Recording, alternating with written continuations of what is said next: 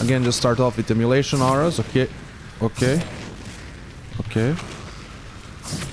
Okay, bruv! Well, hello peeps. Today we have a first day build showcase slash rotational guide for the Demon Hunter. We will be going over all the new 10.2 goodies and why, of course, Demon Hunter will be clearly S tier in my opinion. So let's start off actually first with the tier set, because I feel like to future-proof this video, we have to talk about it first. Our rotation will change slightly depending on it, but the only thing that changes is that you will have less Throglaive casts. How would you say? Less actual Throglaive casts because you'll be using Blade Dance to trigger Throglaives. So basically that's the main component of the tier set. I generally feel like it's more of a pod tier set. It's not really like something that increases our overall damage. We also have been playing kind of this playstyle, so the playstyle changes don't come actually from the tier set. The playstyle changes actually come from the giga talent changes. So as far as the talents are considered, the main changes comes from us actually running the mobility stuff. Again, initiative, tactical retreat, unbound chaos, and the new inertia talent. Of course, the new inertia talent getting so much more value with us having a fire inside and having multiple casts and having a chance to proc an additional cast of emulation auras. So I feel like these are just absolutely too good to skip. Yeah, I just feel like too good to skip talents. On the right side, not many changes. We have chaotic disposition. If you're interested in me, like specifically in detail going over the 10.2 changes, I do have a video out for that on the Demon Hunter. Another thing that's kind of a choice node, let's talk about the choices. Netherwalk versus Desperate Instincts. I just currently have Desperate Instincts on just because there's a lot of rogues, right? So it will, like in a battleground, help you out when you don't have a trinket. Also give you a reduced cooldown every time it procs this way. So it is something just for battlegrounds right now, but I think Netherwalk overall is probably the better option. We do have two talents that I feel like I would be moving around, only these two. I have it currently in Looks Can Kill and Scars of Suffering.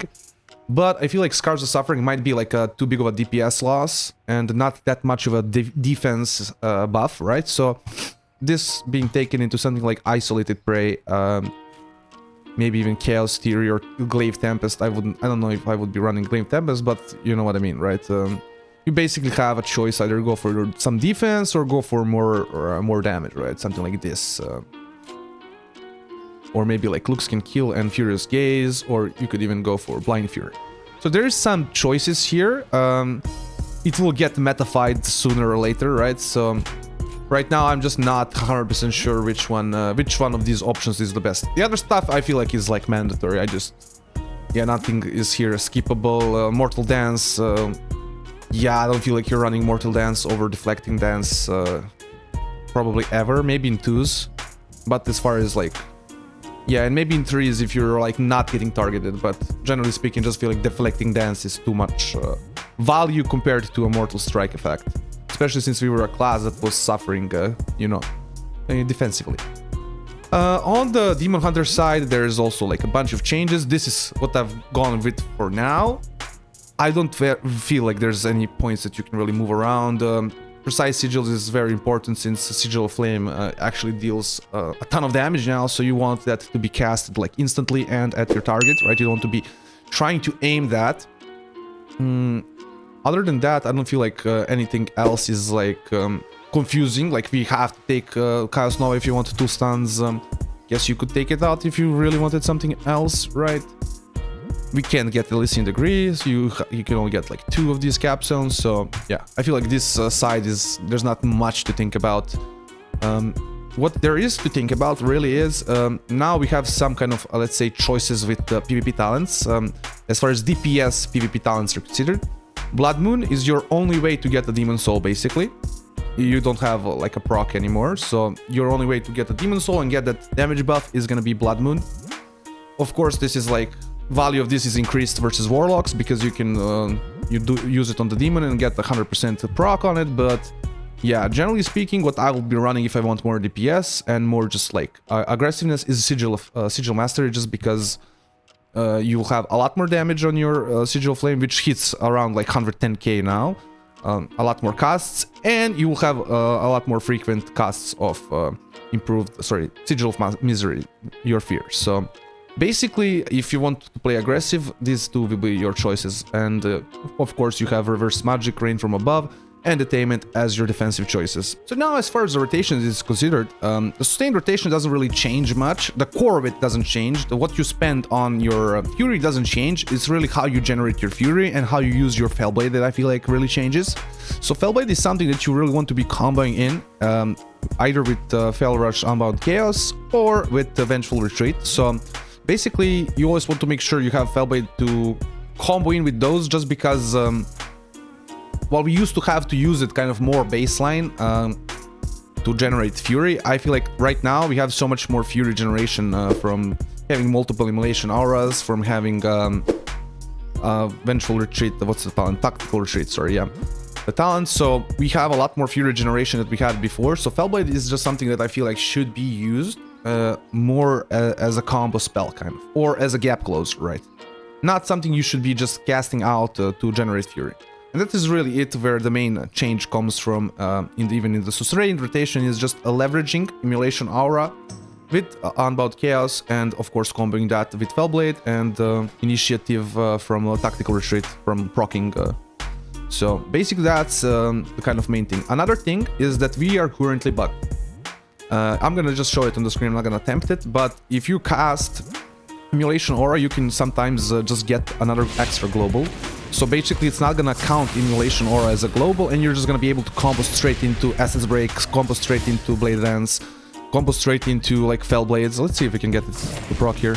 So you didn't proc now, but I probably put it on the screen and you saw it. But it doesn't proc always. But when it does, it's absolutely broken. Not something we should be trying to leverage. I'm just saying right now it's bugged, it can be used, but it's not something we should be getting used to, let's say, right? Something that's probably gonna get changed. Now, as far as the burst rotations are considered, I wouldn't be trying to do anything funny with Immolation Auras and like multiple casts of Inertia and Unbound Chaos. I would just be spamming it, right? Spam it as much as you can, right? Throw Glaive from afar, jump in, stun, and go straight into your damage. A little bit of lag there. But basically, we're not trying to do anything really funny. And just kind of use it all at once. Because if you try to kind of combine too many kind of Fell Rushes, and you're just gonna end up using all your mobility, right? Without actually having, I feel like, any... a much burst benefit, right? It's gonna benefit your throughput or like your overall your sustained damage more, but not your burst. Now the full burst, I think there's some figuring out still to do, but it's gonna look something like this, right? Again, just start off with Immolation Auras. Okay, okay, okay, okay, bruv. Right, stun, do your I-beam. Jump, do your I-beam, jump back, hunt. Bro, that was a serious, an insane amount of Immolation Auras right there. I should have been probably sitting the melee to get the damage from all of those. But yeah, generally speaking, you're gonna proc like 1 or 2, right? That's a little bit insane. And you're also gonna be having from the tier set procs, your Throw-Glaive procs, you're not gonna be having to cast Throw-Glaive almost at all. You're gonna be casting it once before you go in, and yeah, that's pretty much it as far as the full burst rotation is considered. Now that will be it for this build showcase. Be on the lookout for some Battleground Blitz content coming out soon as well. I think we are definitely, Demon Hunter is definitely going to be S tier, no doubt about it, and yeah. Hope you've enjoyed this little video. Like, comment, subscribe, all those things the YouTubers want you to do, and have a nice day.